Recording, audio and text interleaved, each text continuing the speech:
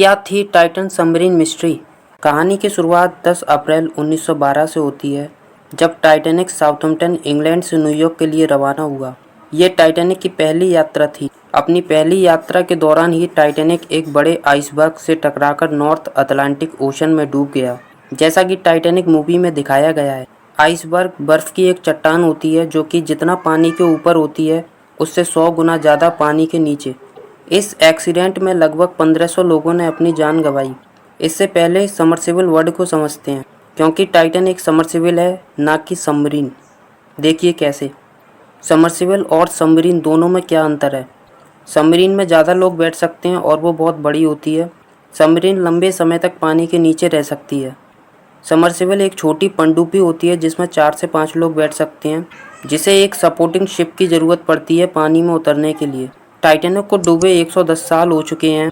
इसी टाइटैनिक के मलबे को देखने के लिए टाइटन सबमर्सिबल गई, जिसमें 5 लोग बैठे थे, जिनमें से एक थे हैमिश हार्डिन, एक British businessman, pilot, action group company के फाउंडर, अंतरिक्ष की सैर करने वाले।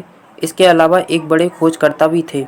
इन्होंने 3 गिनीज वर्ल्ड रिकॉर्ड अपने नाम दर्ज किए। शहजादा दाऊद और उनके बेटे सुलेमान दाऊद, एक पाकिस्तानी बिजनेसमैन, पॉल हेनरी नार्जियोलेट, एक फ्रांसीसी गहरे समुद्र खोजकर्ता और टाइटैनिक विशेषज्ञ। इन्हें मिस्टर टाइटैनिक भी कहते थे। स्टॉकटन रस, गहरे समुद्र के खोजकर्ता, ओशियन गेट के सीईओ। ओशियन गेट ये वही कंपनी है जिसने टाइटन सबमर्सिबल को बनाया। इसके अलावा स्टॉकटन रस इस सफ़र में टाइटन के पायलट भी थे। ये सभी बड़े बिजनेसमैन थे। इस एडवेंचर ट्रिप की कीमत लगभग 2 करोड़ पर पर्सन थी। ये बहुत महंगी ट्रिप थी। टाइटैनिक का मलबा समुद्र की गहराई में लगभग 12,500 फीट या 3,800 मीटर नीचे डूबा था, जिसे ओशन का मिडनाइट जोन भी कहते हैं, जहां सनलाइट नहीं पहुंचती, जहां पर ओशन की कुछ स्पीसीज पाई जाती हैं, जैसे cosmic jellyfish, vampire squad, giant squad. ये सभी बहुत ज़्यादा डेंजरस हैं, जैसा कि आप इस वीडियो में देख सकते हैं।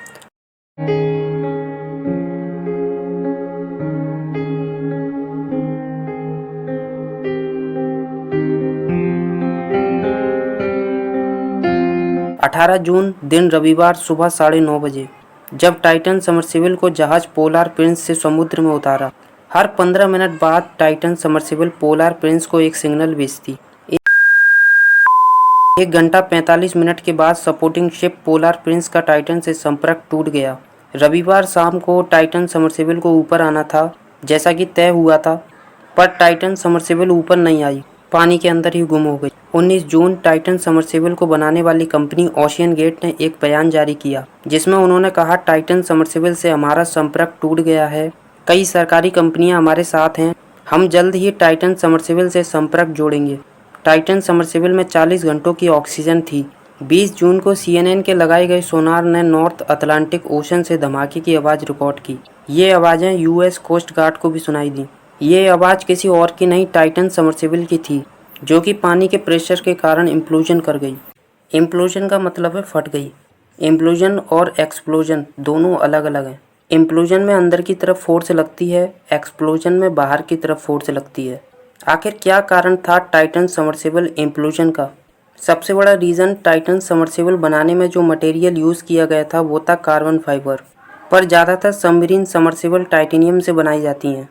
कार्बन फाइबर 12,500 फीट नीचे कैसे रिएक्ट करेगा, ये किसी को नहीं पता था। 2018 में कई लोगों ने, अदालतों ने इसकी आलोचना करी। टाइटन सबमर्सिबल के साइज़ की बात करें तो इसकी लेंथ 6.7 मीटर, हाइट 2.5 मीटर और वेट 10 kg के आसपास था। इसमें एक छोटी खिड़की भी लगी थी जिससे आप बाहर देख सकते हैं। इसे एक वीडियो गेम कंट्रोलर से कंट्रोल किया जाता था। ये सुनने में बड़ा अजीब है। 5 लोगों की कैपेसिटी थी बैठने की।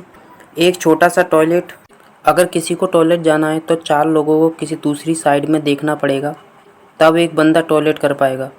इतनी कम जगह थी। टाइटन का दरवाज़ा ऐसा बनाया गया था जिसे बाहर से ही खोला या बंद किया जा सकता है, अंदर से आप उसे खोल ही नहीं सकते। टाइटैनिक अब तक का सबसे बड़ा पैसेंजर जहाज़ था, जिसे कहा जाता था ये कभी डूब नहीं सकता। कितनी अजीब बात है। अपनी पहली यात्रा के दौरान ही टाइटैनिक डूब गया, और अब टाइटन सबमर्सिबल। कैसा लगा वीडियो आपको, कमेंट करके बताइए। मिलते हैं एक और वीडियो के साथ।